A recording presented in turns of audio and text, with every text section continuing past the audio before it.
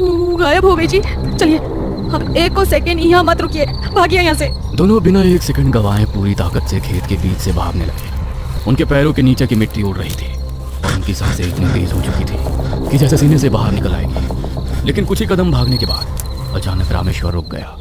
और ये रुकना उसका खुद का फैसला नहीं था, बल्कि ऐसा लग रहा था जैसे किसी ने उसके पैरों को वहीं जकड़ दिया हो। उसके पैर जमीन में धंस गए थे और वो चाहकर भी एक कदम आगे नहीं बढ़ा पा रहा था। सीता ने घबराकर उसे खींचने की कोशिश की, लेकिन तभी रामेश्वर का सिर धीरे धीरे अपने आप ऊपर उठने लगा, जैसे कोई अदृश्य ताकत उसकी गर्दन को पकड़कर ऊपर की तरफ मोड़ रही हो। और मजबूरी में सीता ने भी ऊपर देखा, और जो उन्होंने देखा उसने उनके अंदर बची हुई आखिरी हिम्मत भी खत्म कर दी, क्योंकि वो औरत अब उनके ठीक ऊपर हवा में उल्टी लटकी हुई थी। उसके बाल नीचे झूल रहे थे और उसका चेहरा रामेश्वर के चेहरे से कुछ इंच दूर था। उसकी काली दो मुही जीभ धीरे धीरे बाहर निकलकर रामेश्वर के गाल को छू रही थी, और वो स्पर्श इतना ठंडा और गीला था कि रामेश्वर का पूरा शरीर सुन्न पड़ चुका था। सीता पीछे हटना चाहती थी, लेकिन उसके पैर भी अब जैसे जमीन से चिपक चुके थे। वो चाहकर भी हिल नहीं पा रही थी। अचानक वो औरत एक बार फिर से गायब हो गई, और इस बार वो दिखी उसी आम के पेड़ पर। दोनों आम के पेड़ की ओर घूर घूर कर देख ही रहे थे।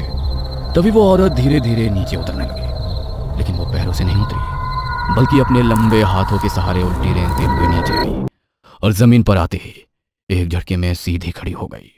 उसने रामेश्वर की आंखों में देखते हुए धीमी लेकिन साफ आवाज में कहा कि ये खेत उसका है। और जब रामेश्वर ने डर के बावजूद कहा कि ये उनका खेत है और वे सिर्फ पानी दे रहे हैं, जिसे सुनकर वो औरत उसे घूर घूर कर देखने लगी और उन पर हमला कर दिया। दोनों एक बार फिर से भागने लगे। भागते भागते वे अपने घर पहुंचे और किसी को कुछ बोले बिना सो गए। सुबह जब दोनों कांपते हुए दोबारा खेत पर पहुंचे तो वहां सब कुछ बिल्कुल सामान्य था। गेहूं की फसल सीधी खड़ी थी, कहीं कोई टूट फूट नहीं थी, और ना ही कोई अजीब निशान दिखाई दे रहा था, जैसे पिछली रात कुछ हुआ ही ना हो। सीता अब भी डरी हुई आवाज में पूछ रही थी कि क्या वो सब सच था या फिर कोई सपना, लेकिन रामेश्वर ने कोई जवाब नहीं दिया। वो बस चुपचाप आम के पेड़ की तरफ देखने लगा। अचानक उसकी नजर उसी टहनी पर गई जहां एक फटा हुआ कपड़ा अटका हुआ था, बिल्कुल वैसा ही जैसा उस औरत ने पहना था, और हवा चल रही थी। लेकिन वो कपड़ा हवा के साथ नहीं, बल्कि किसी और ही लय में हिल रहा था। रामेश्वर की नजर धीरे धीरे नीचे गई। मिट्टी पर उसे दो ताजा पैरों के निशान दिखाई दिए, एक उस औरत के और दूसरा उसके अपने।